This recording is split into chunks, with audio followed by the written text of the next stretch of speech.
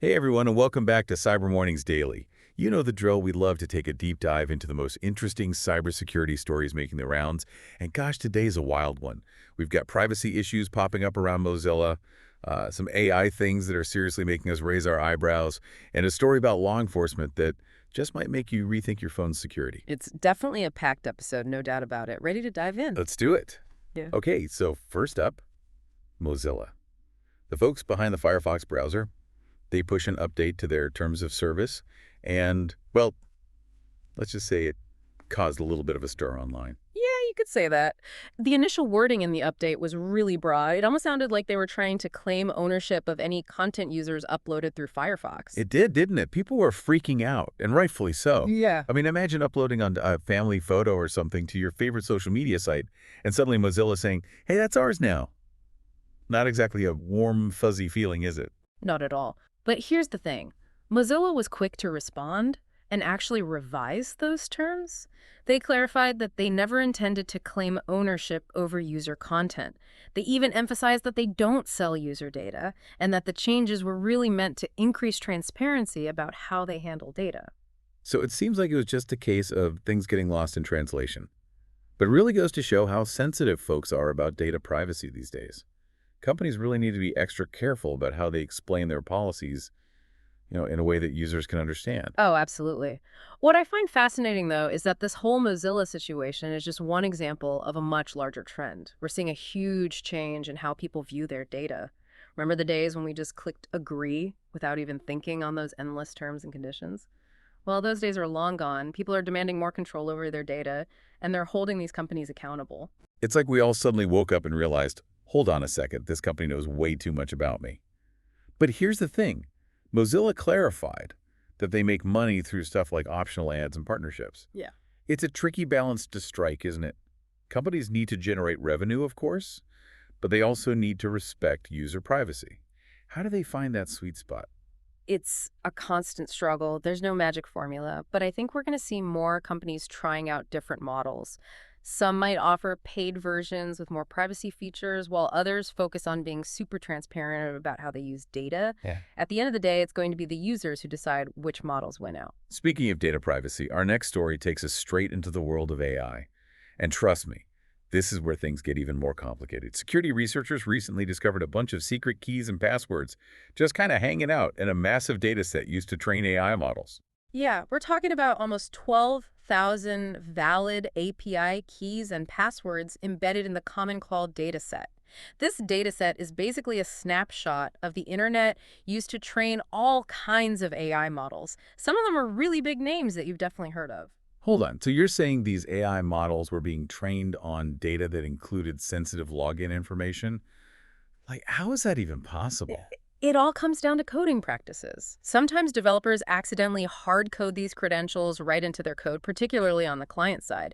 They might think it's hidden, but when that code ends up in a data set like Common Call, all of a sudden, those secrets are out there for anyone to find. So these AI models are learning from code that could be riddled with security holes. What could possibly go wrong for a second? That's the scary part. It's a recipe for disaster.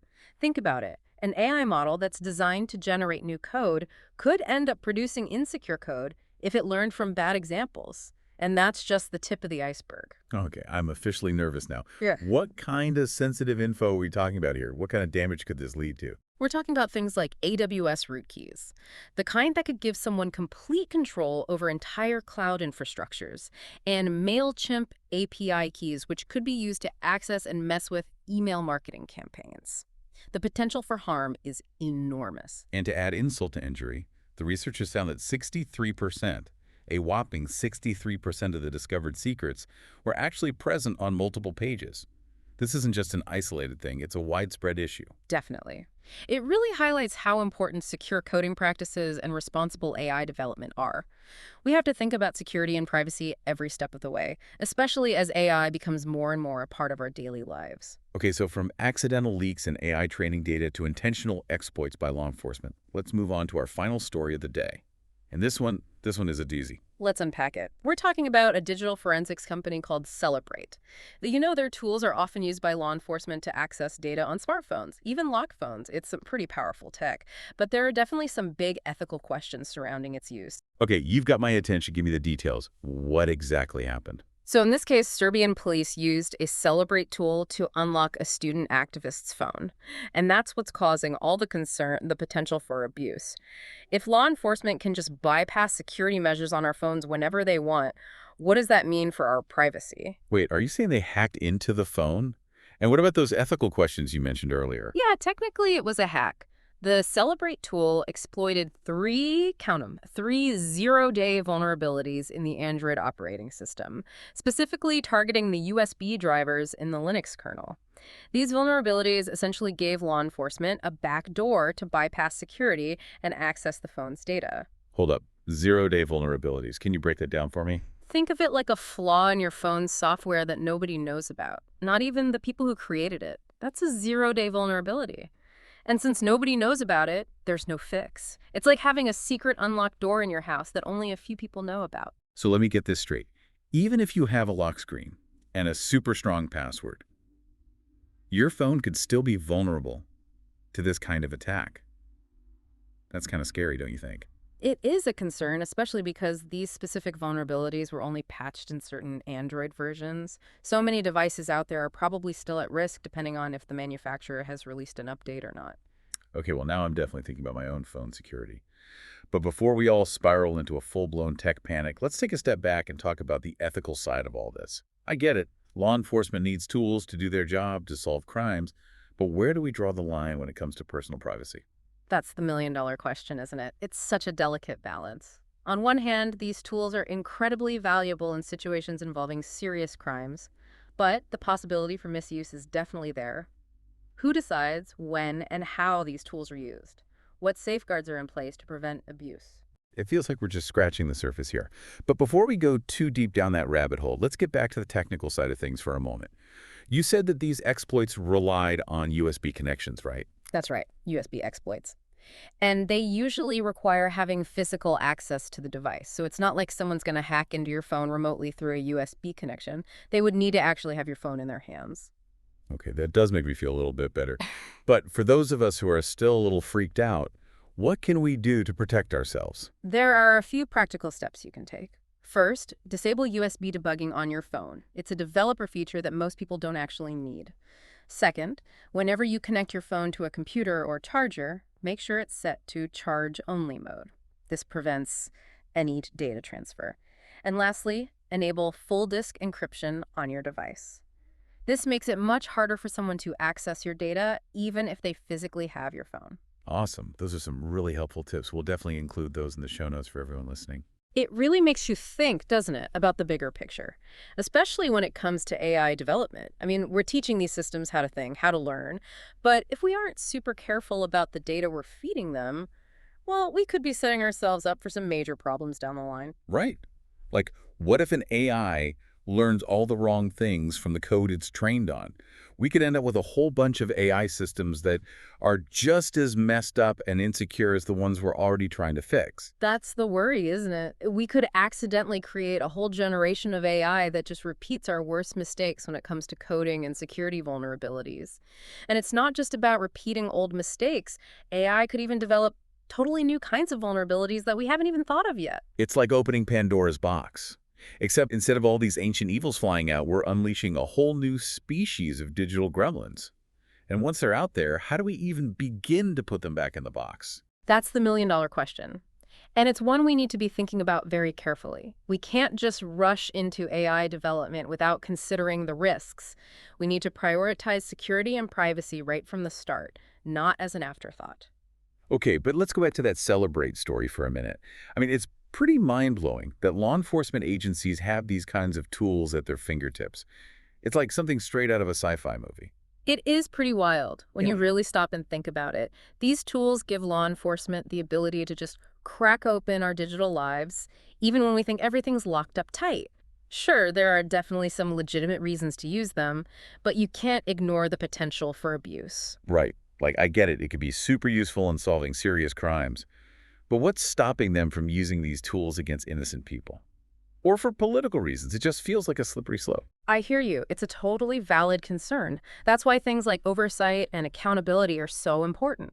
We need to make sure these tools are only being used for the right reasons, in legitimate investigations, with warrants, and under judicial oversight. And there need to be crystal clear guidelines for how the data is collected, stored, and used. Basically, we need to make sure that the good guys are using these powerful tools for good, right?